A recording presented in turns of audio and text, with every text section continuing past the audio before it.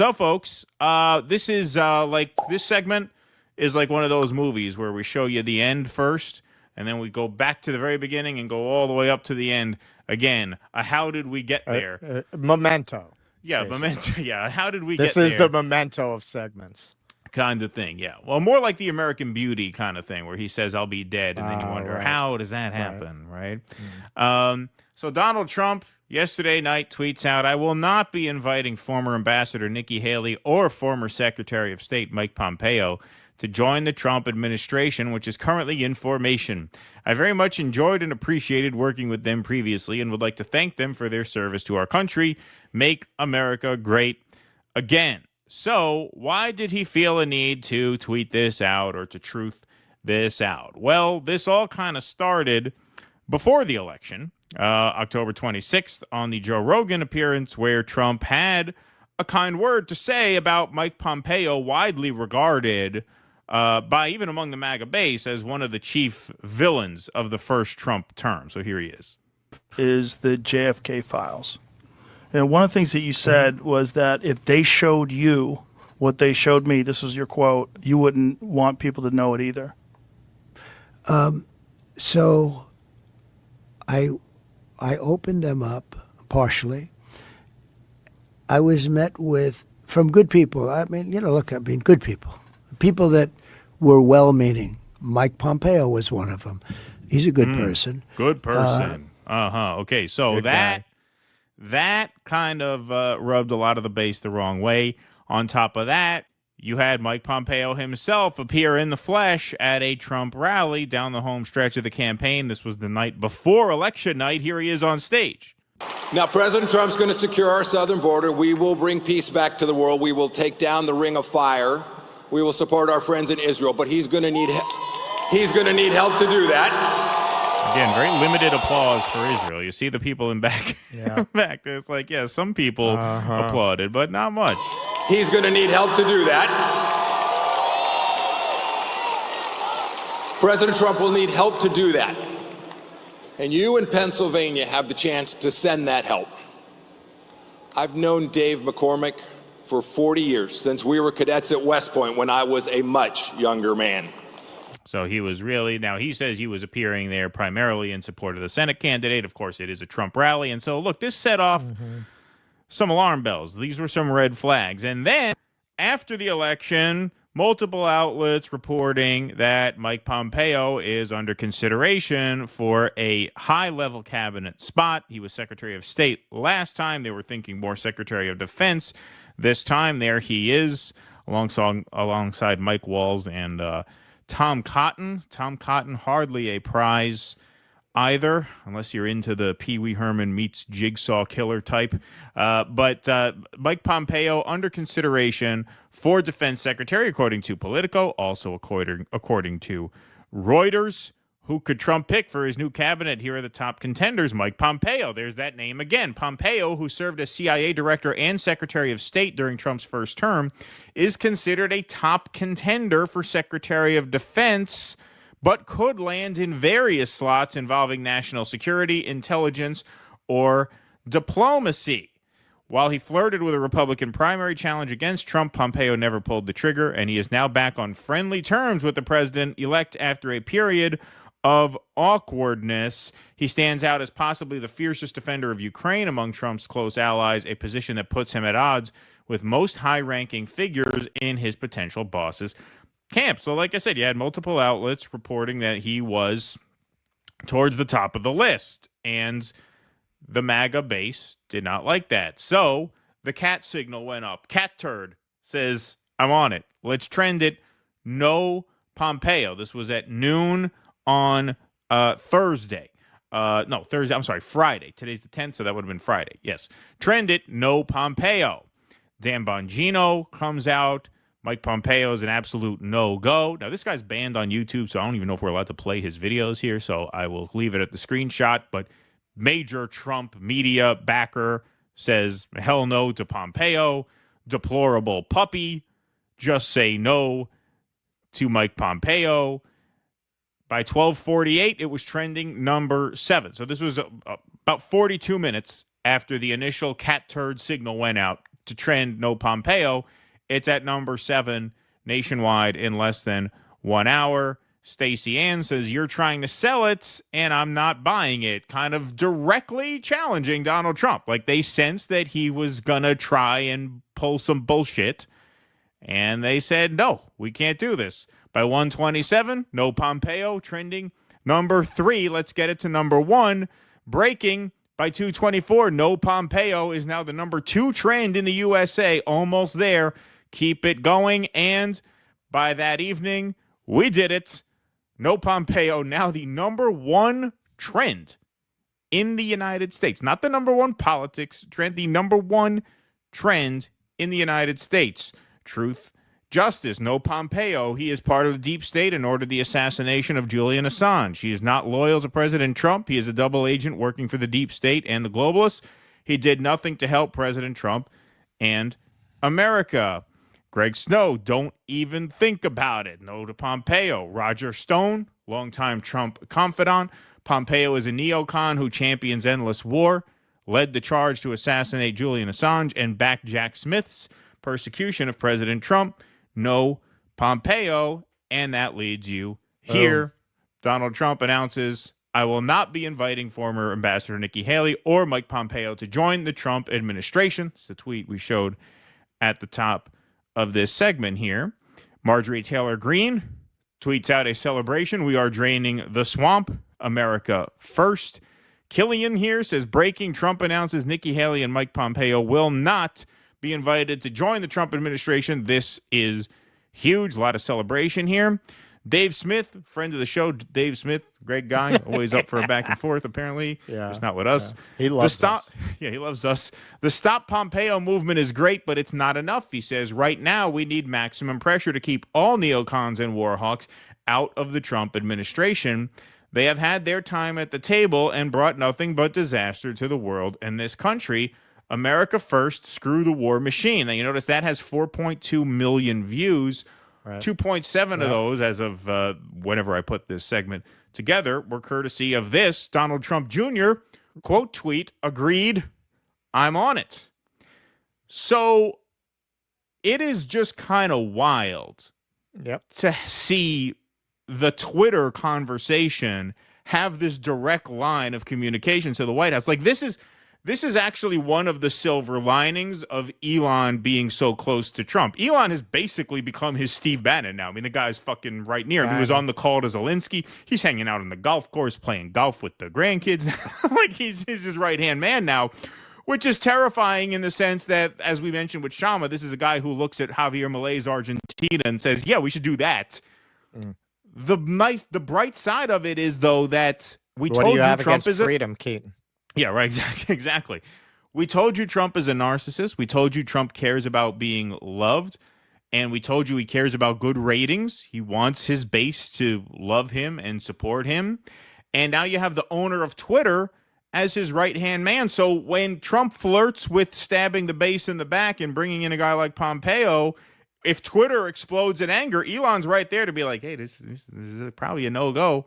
Probably a no-go. And within hours, he tweets out, okay, fine, I won't do it. Johnny Grass says, hey, shit libs, this is how you push a candidate left. Exactly. The MAGA base pushed Trump further left in 5 hours than all these libs were going to push Hillary Clinton if she won, than all these libs pushed Joe Biden in 4 years. In a number of hours, they were able to call bullshit and say, hey, no. Pompeo, not going to fly. That's how you push a candidate left. Absolutely. Very good tweet. I tweeted this out at 3 o'clock. This was before Trump announced that Pompeo would not be welcome.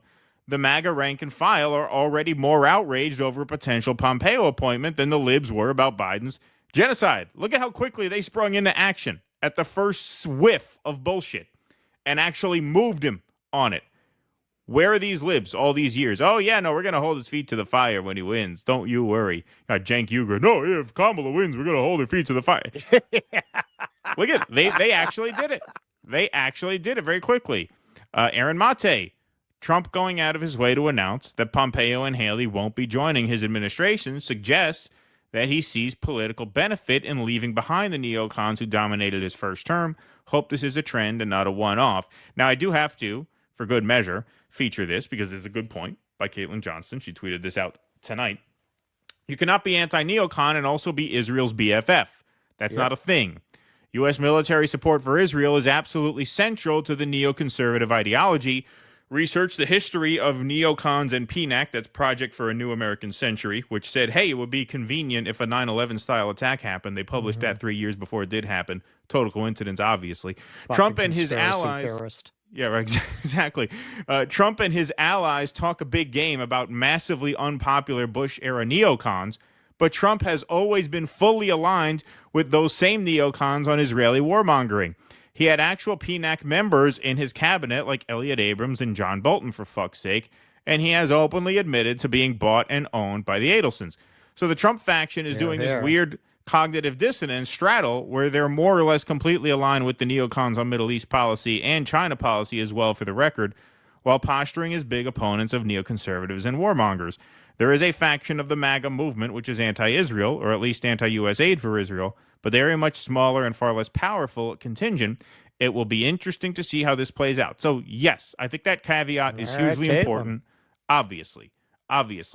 On the other hand, I think it is very telling that they blew the whistle on Donald Trump's bullshit within hours and actually got him to stand down, which is more than I can say for these worthless fucking lib Democrats who all through the summer of 2020, oh, don't worry, we're going to hold Biden's feet to the fire. He commits a genocide. They have nothing to say about it until Kamala Harris loses, and still they have nothing to say about it. Their main takeaway is you should have just sucked it up and voted for her. Anyway, so far, I got to say, I think what Caitlin Johnston says there is very important. But so far, that's what we need. We need more of that. I said, when Trump wins, it's going to be up to his base to hold him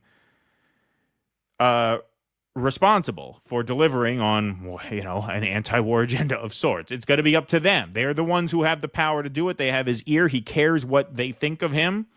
And so far, at least they passed this test, which is good. I think they deserve some props for that.